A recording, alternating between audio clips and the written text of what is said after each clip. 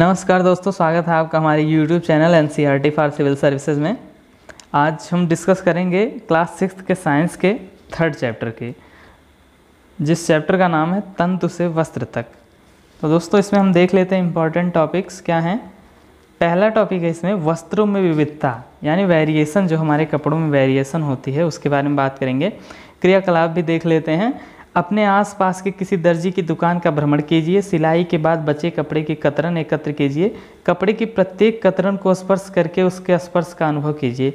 दर्जी की सहायता से उसमें पूछकर कुछ कपड़ों पर सूती, रेशमी, ऊनी संश्लिष्ट के लेबल लगाने का प्रयास कीजिए। मतलब कि हमारे जो दैनिक जीवन में इस्तेमाल होने वाले कपड़े होते हैं वो कई तरह के होते हैं, जैसे सूती, रेशमी, ऊनी। अब इन सबको आपको पहचानना है। आगे चैप्टर में हम इसके बारे में डिटेल में पढ़ेंगे। क्रियाकलाप फिर से है। सूती कपड़े का वही टुकड़ा चुनिए जिस पर आपने क्रियाकलाप 1 में लेबल लगाया था। माना हमने कोई कपड़ा लिया था, उस पर लेबल लगाया था सूती कपड़े का। इसके एक सिरे पर कोई ढीला धागा या तागा ढूंढने का प्रयास कीजिए और इसे बाहर खींचिए। यदि कोई ढीला तागा दिखाई न दे तो पिन अथवा सुई की सहायता से आप एक एक तागा धीरे धीरे बाहर खींच सकते हैं। हम यह देखते हैं कि तागों को एक साथ व्यवस्थित करने पर वस्त्र बना है। ये तागे किसके बनते? जैसे हम किसी भी कपड़े की कतरन को अगर देखेंगे तो उसमें पतले पतले कई धागे दिखाई देंगे। वही धागे ही व्यवस्थित होकर एक वस्त्र का निर्माण करते हैं। अब वो धागे कैसे बनते हैं, वो तागे कैसे बनते हैं जो तंतु कहलाते हैं, इसको हमको देखना है। जैसा कि हमने सुई में तागे को पिरोने का प्रयास करते समय परीक्षण किया होगा, कई बार तागे का यह सिरा कुछ पतली लड़ियों में पृथक हो जाता है। ऐसा होने पर तागे को सुई के नाके से गुजारना कठिन हो जाता है। तागे की ये दिखाई देने वाली पतली लड़ियाँ भी और अधिक पतली लड़ियों से बनी होती है, जिन्हें तंतु कहते हैं।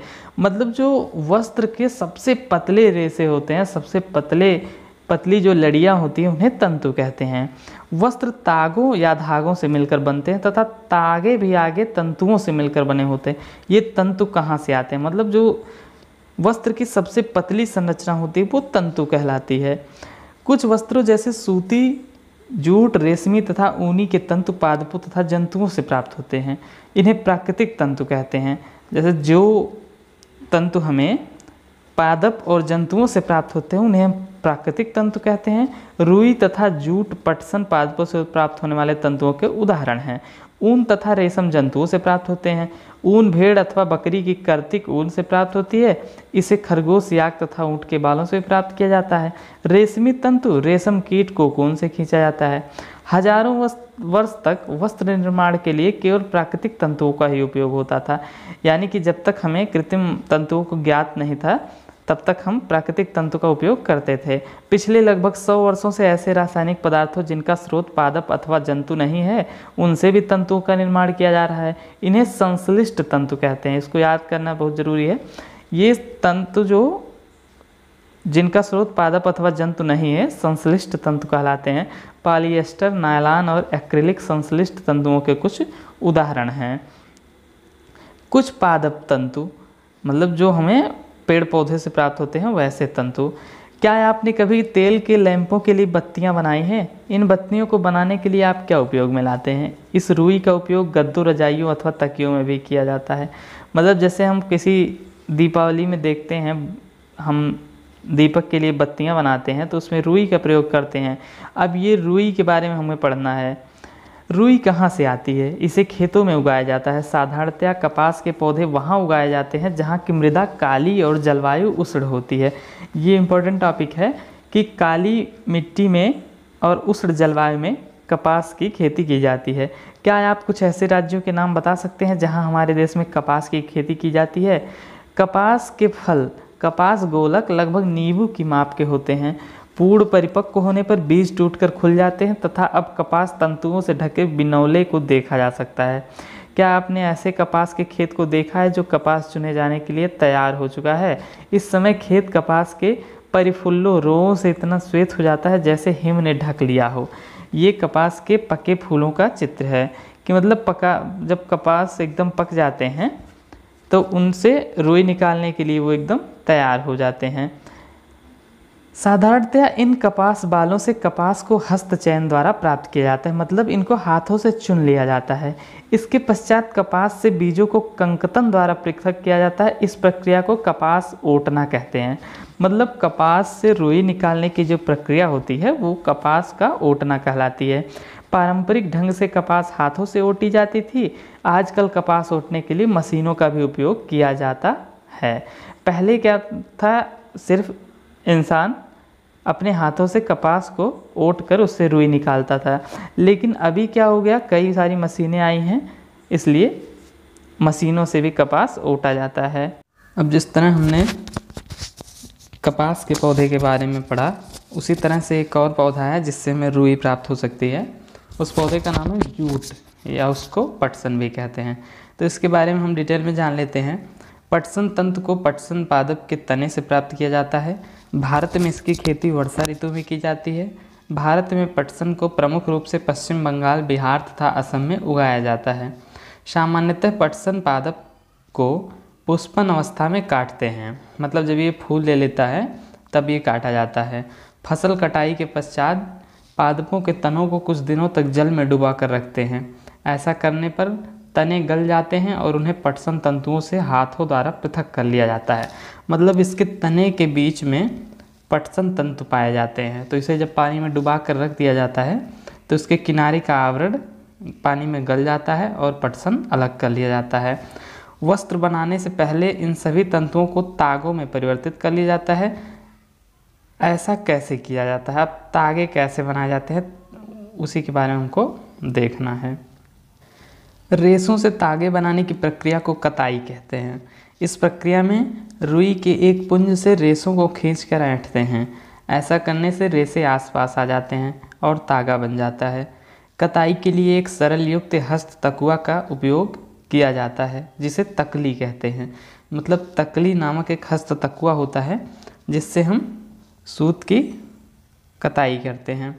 हाथ से प्रचलित कताई में उपयोग होने वाली एक अन्य युक्ति चरखा है।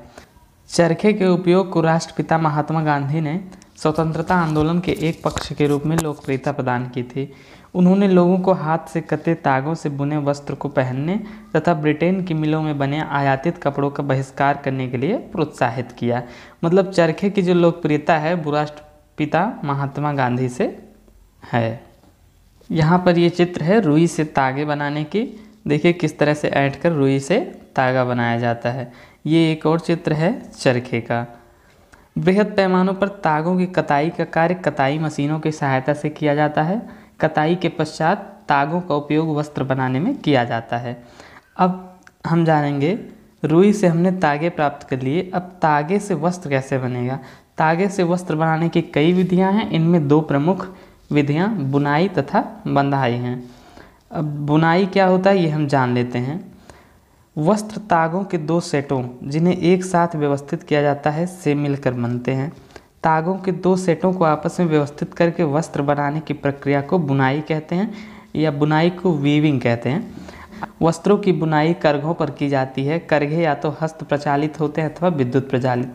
मतलब जो करघे होते हैं जिन पे वस्त्रों की बुनाई की जाती है वो या तो हाथ से चलाए जाते हैं या तो विद्युत से। ये हाथ से चलाए जाने वाला करघा है, जिसे हथकरघा कहते हैं। वस्त्र सामग्री का इतिहास। क्या आपने कभी यह जानने का प्रयास किया है कि प्राचीन काल में लोग पहनने के लिए किस सामग्री का उपयोग किया करते थे। वस्त्रों के विषय में पूर्व प्रमाणों से यह प्रतीत होता है कि प्रारंभ में लोग वृक्षों की छाल, वल्क, बड़ी बड़ी पत्तियों अथवा जंतुओं की चर्म और समूर से अपने शरीर को ढकते थे। कृषि समुदाय में बसना आरंभ करने के पश्चात लोगों ने पतली पतली टहनियों तथा घास को बुनकर चटाइयाँ तथा डलिया, टोकरियाँ बनाना सीखा। लताओं, जंतुओं की ऊन अथवा बालों को आपस में ऐंठन देकर लंबी लड़ियाँ बनाई। इनको बुनकर वस्त्र तैयार किए। पूर्व में भारतवासी रुई से बने वस्त्र पहनते थे जो गंगा नदी के निकटवर्ती क्षेत्रों में उगाई जाती थी। फ्लैक्स भी एक पादप है जिससे प्राकृतिक तंतु प्राप्त होता है। प्राचीन मिस्र में वस्त्रों को बनाने के लिए रुई तथा फ्लैक्स की कृषि नील नदी के निकटवर्ती क्षेत्रों में की जाती है। मतलब फ्लैक्स भी एक तरह का पौधा होता है। जिस तरह हमने कपास और पटसन के पौधों के बारे में पढ़ा, उसी तरह फ्लैक्स भी एक पौधा होता था जो नील नदी के किनारे उगाया जाता था। उससे भी हमें रुई प्राप्त होती थी। उन दिनों में लोगों को सिलाई करना नहीं आता था। उस समय लोग अपने शरीर के विभिन्न भागों को वस्त्रों से आच्छादित कर लेते थे, यानी कि किसी भी तरह से वो अपने शरीर को उससे ढक लेते थे। वे शरीर को आच्छादित करने के लिए कई विभिन्न ढंगों का उपयोग करते थे। सिलाई की सुई के आविष्कार के साथ साथ लोगों ने वस्त्रों की सिलाई करके पहनने के कपड़े तैयार किए। इस आविष्कार के पश्चात सिले कपड़ों में बहुत सी विभिन्नताएं आ गई। परंतु क्या यह आश्चर्यजनक बात नहीं है कि आज भी साड़ियों, धोतियों, लुंगियों तथा पगड़ियों का बिना सिले वस्त्रों के रूप में उपयोग किया जाता है। जिस प्रकार समस्त देश में खाए जाने वाले भोजन में अत्यधिक विविधता देखने को मिलती है, ठीक उसी प्रकार वस्त्रों एवं पहनने की वस्तुओं में भी अत्यधिक विविधता पाई जाती है। यहाँ पे चैप्टर हो चुका ख़त्म। चैप्टर के लास्ट में कुछ सारांश दिए हैं जिनको हम ध्यान से पढ़ लेते हैं। वस्त्र सामग्री अथवा वस्त्रों में विविधता होती है, जैसे सूती, रेशमी, ऊनी और पॉलिएस्टर। मतलब जितने भी हमारे पहनने की चीज़ें हैं उनमें विविधता यानी वेरिएशन होती हैं, वो अलग अलग हो सकते हैं। जैसे कोई सूती हो सकता है, कोई रेशमी हो सकता है, कोई ऊनी हो सकता है। दूसरा है वस्त्र तागों से बनते हैं जिन्हें तंतुओं से बनाया जाता है। मतलब सबसे पहले रुई से तंतु बनाए जाते हैं, तंतुओं से तागे बनाए जाते हैं और फिर तागों से वस्त्र बना दिए जाते हैं। तंतु या तो प्राकृतिक होते हैं अथवा संश्लिष्ट। रेशम, ऊन और जूट कुछ प्राकृतिक तंतु हैं, जबकि नायलॉन और पॉलिएस्टर कुछ संश्लिष्ट तंतुओं के उदाहरण हैं। रुई और जूट जैसे तंतु पादपों से प्राप्त किए जाते हैं। तंतुओं से तागा बनाने की प्रक्रिया को कताई कहते हैं। तागों की बुनाई दो प्रकार से की जाती है जिससे वस्त्र बनता है।